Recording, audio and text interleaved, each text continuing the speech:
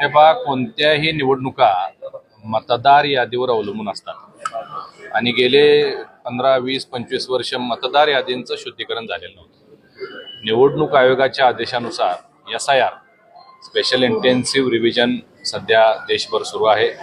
बऱ्याच ठिकाणी दुबार मतदार, मयत मतदार आणि स्थलांतर मतदार या 3 गोष्टी अनेक वर्ष तशाच मतदार यादीमध्ये होत्या आणि तुम्ही बघितलं असेल की पश्चिम बंगालपासून सुरुवात झाली.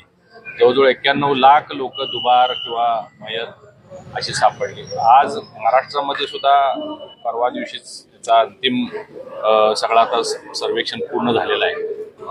SIR सुरू होण्यापूर्वीच भारतीय जनता पार्टीच्या सर्व प्रमुख पदाधिकारी, आमदार, खासदार, मंत्री, कार्यकर्ते, अगदी बूथपर्यंतच्या लोकांना त्याचं ट्रेनिंग दिलं होतं की कशा पद्धतीनं आपण बूथ लेवलपर्यंत जे BLO म्हणून काम करणार आहेत त्यांच्यासोबत आमचे BLA जोडले गेले आणि त्यांनी प्रत्येक बूथवर काम करून या सगळ्यामध्ये BLOना मदत केलेली आहे. त्यामुळं आपण बघितलं असेल की या सगळ्या मतदार शुद्धीकरणामध्ये जवळजवळ एक 50-60 लाखापेक्षा जास्त किंवा 1 कोटीच्या पुढं मतदार यातनं शुद्ध होतील आणि जी अंतिम मतदार यादी होईल त्यामध्ये भविष्यातल्या निवडणुका लढवत असताना सोयीस्कर होईल. या दृष्टिकोनातून एक विभागीय बैठक आज आपले प्रदेशाध्यक्ष चव्हाण साहेब यांच्या नेतृत्वाखाली सोलापूरमध्ये आयोजित केलेले. पुण्यापासून सगळे जिल्हे, अगदी कोल्हापूर, सातारा, सांगली हे सगळे जिल्हे आज इथं आहेत. आता पुढची दिशा काय ते आजच्या बैठकीमध्ये ठरणार. ज्या पद्धतीनं वेस्ट बेंगालच्या निवडणुकीमध्ये आपण निकाल झालेला बघितला त्या पद्धतीनं सगळीकडेच या चुकीच्या मतदारांचा आधार घेत काही लोक निवडून येत होते.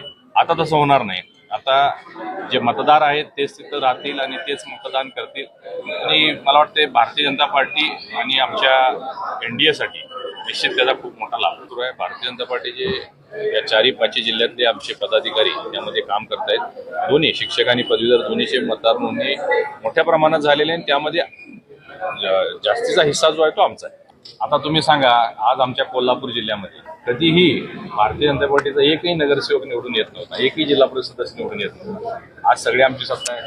2 महापालिका आहेत, कोल्हापूर इचलकरंजी, दोन्हीकडे महापौर आमचे झाले, दोन्हीकडे स्टँडिंग चेअरमन आमचे झालेले, जिल्हा परिषदेमध्ये आमची सत्ता आलेली आहे. आता सोलापूरमध्ये म्हणजे काहीच शिल्लक नाही आहे. सोलापूरमध्ये महापालिका, जिल्हा परिषद, पंचायत समित्या, सांगली जिल्ह्यामध्ये 50% जास्त आम्ही आता तिथं आम्हाला यश मिळालेलं आहे. त्यामुळं पूर्वी हा बालेकिल्ला निश्चित होता, आता ती परिस्थिती राहिलेली नाही. आता सगळे मोठ्या प्रमाणात लोक भारतीय जनता पार्टी आणि आमच्या महायुतीसोबत आलेले आहेत.